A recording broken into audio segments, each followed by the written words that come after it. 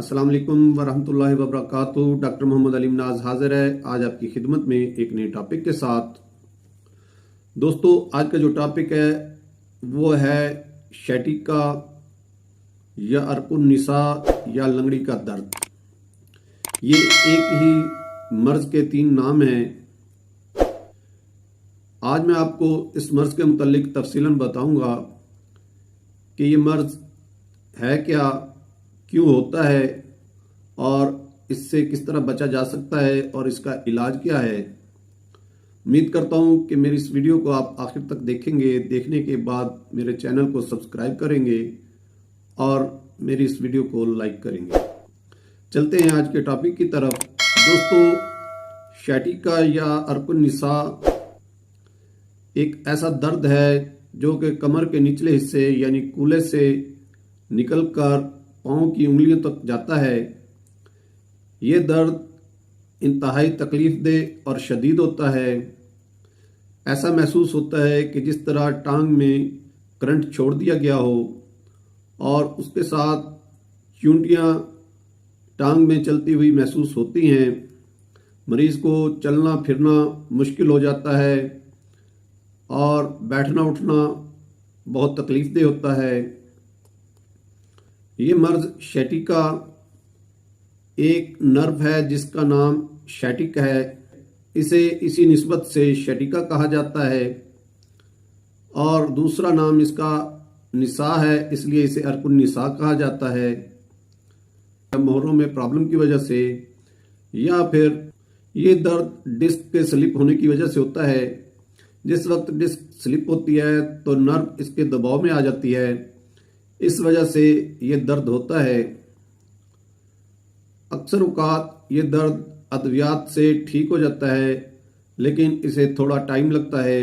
बाज़ औकात ये दर्द 4 से 5 दिन में ठीक हो जाता है और बाज़ औकात 15 से 20 दिन में ये दर्द ठीक होता है।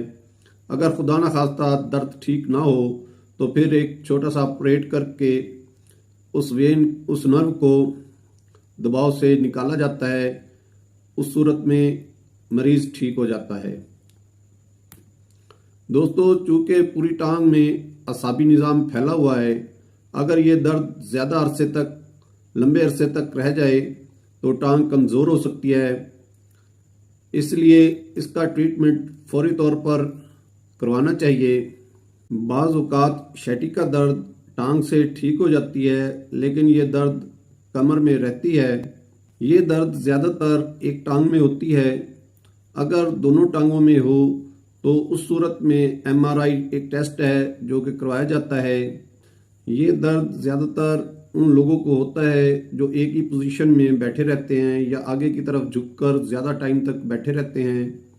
ऑफिस में काम करने वाले अफराद को ज़्यादातर ये दर्द होता है, या ड्राइवर हजरात को जो कि लॉन्ग ड्राइव करते हैं, ज़्यादा टाइम तक एक ही पोजीशन में बैठे रहते हैं, उन्हें ये दर्द होता है। या वेट लिफ्टर हजरात जब अचानक वेट उठाते हैं उस सूरत में ये दर्द हो सकता है। या कोई भी शख्स अगर जिस वक्त अचानक ज़्यादा वज़न उठा लेता है उस सूरत में उसे ये दर्द हो सकता है। इस नर्व को दबाव से निकालने के लिए एक्सरसाइज करवाई जाती है। दोस्तों, अब मैं आपको इससे बचने के तरीके बताता हूँ। इस दर्द से बचने के लिए एक्सरसाइज तजवीज़ की जाती है और उसके साथ ये एडवाइस की जाती है कि ज़्यादा टाइम तक एक ही पोजीशन में ना बैठा जाए। जिन अफराद का काम ज़्यादा देर तक बैठकर काम करने का है, ऑफिस का काम है, काम के दौरान एक ही पोजीशन में ज़्यादा टाइम तक ना बैठें और वक्तन फ़वक्तन चहलकदमी करें। उसके साथ नमाज को मामूल बनाएं कि ये इबादत भी है और एक्सरसाइज भी है। अब मैं आपको इस दर्द की मेडिसिन बताता हूँ। होम्योपैथिक एक बेहतरीन तरीका इलाज है जो कि अलामात के तहत किया जाता है।